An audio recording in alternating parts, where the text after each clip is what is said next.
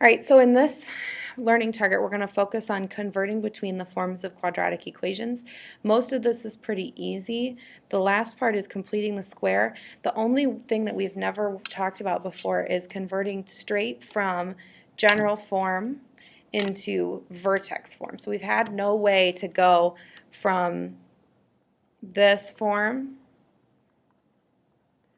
to this form, okay? So that's what completing the square is going to teach us to do. So first we've got something in vertex form. If you're asked to convert it to the other two, we've already done this quite a bit. You're going to multiply out the factors and then combine like terms.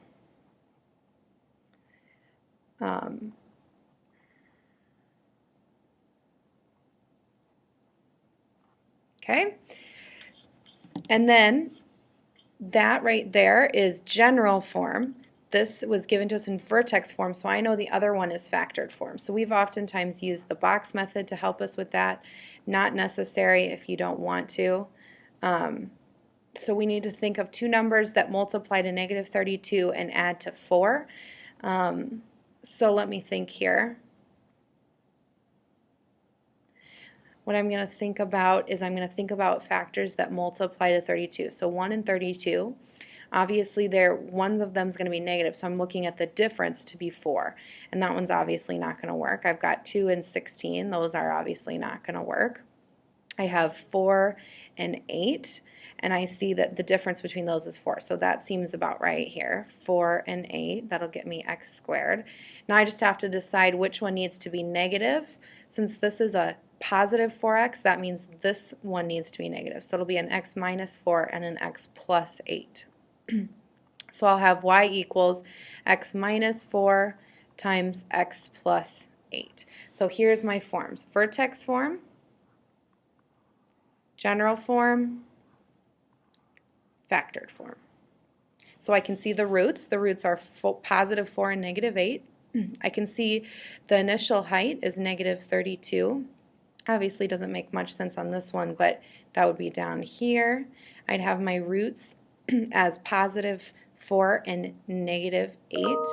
Positive 4, negative 8. And then I also know that the vertex actually isn't right there, right? I actually know the vertex is at negative 2, negative 36. So negative 2, negative 36. Down here a little bit lower than this. That's my vertex, right? All things we talked about in algebra. Okay, so now I'm going to talk about how to complete the square. So I've got something in general form and I need to change it to vertex form. So complete the square. So when it says complete the square, I saw a lot of you trying to complete like one of these factor squares. And we're actually going to use that to help us, but that's not exactly what this means, okay? So what we're talking about here is we're talking about a perfect square where the factors are the same.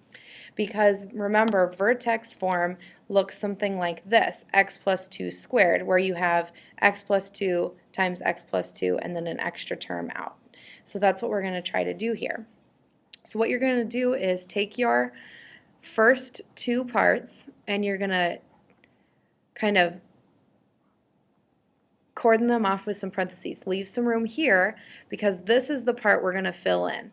We're going to fill in a term here to make this trinomial perfect, okay? And then we're going to leave the plus 100 at the outside, and then whatever we add in here, we're going to take the opposite out here to keep everything balanced. So this comes from the idea, and you'll see what I mean in a little bit, where if you have the equation y equals 3x, you could still do y equals 3x and you could add 2 and minus 2 and it would still be the same equation. So that's kind of the idea we're going to do here. We're going to keep everything balanced because we're going to add something to the equation here. We're going to take it away here. So what we're going to do is we're going to look for a perfect factor that'll give us negative 18x, okay? So I'm going to split it in half because I want these two terms to be the same. I know that that would make this negative 9x and negative 9x, which means I do minus 9 and minus 9. And then that gives me a positive 81 here to finish everything off. So that means x minus 9 times x minus 9 will give me x squared minus 18x plus 81. So I'm actually going to add 81 here to make this be the same as this term, x minus 9 squared. Okay, so this part right here that I just did, oops, I wanted a highlighter there. This part that I just did is equivalent to this part, right? So what I did was I just kind of took x squared minus 18x and I added a term in there to make it a perfect square, x minus 9 squared. And then I still have my plus 100, and like I said, if you add 81 to the equation, then at the end you need to subtract 81, okay? So here I've added 81 and I'm subtracted 81. And really these parentheses aren't even necessary. I kind of do that to help visualize it, but basically we took the x squared plus 8 or minus 18x and the plus 100, which was our original equation, and then all we did was added 81 and subtracted 81 to keep the equation exactly the same, okay? And then we took this part right here and we made it into x minus 9 squared. Then we have plus 100 minus 81, and then our last step is to just combine like terms, 100 minus 81, which gives you plus 19. So now you're in vertex form and you can name the vertex. You can say that the vertex is at 919. Okay? Sounds really complicated. I promise once you get the hang of it, it's not that bad. So let's do one more. This one's given to us in factored form. So to get to vertex form and by completing the square, we have to actually go ahead and get it to general form. So I'm going to multiply it out here. I'll have x squared plus 6x minus 4x minus 24. Gives me x squared plus 2x minus 24, okay? So I'm going to go ahead and complete the square. So what I'm going to do is I'm going to keep my x squared plus 2x. I'm going to move my minus 24 here, and then I'm going to go ahead and find something that completes this trinomial and makes it a perfect square. So I'm going to take what I have, x and x make x squared, and then I'm going to split my 2x in half. So I'll have 1x here and 1x here. So that means I have plus 1 and plus 1, right? So then I've got 1 here by multiplying those.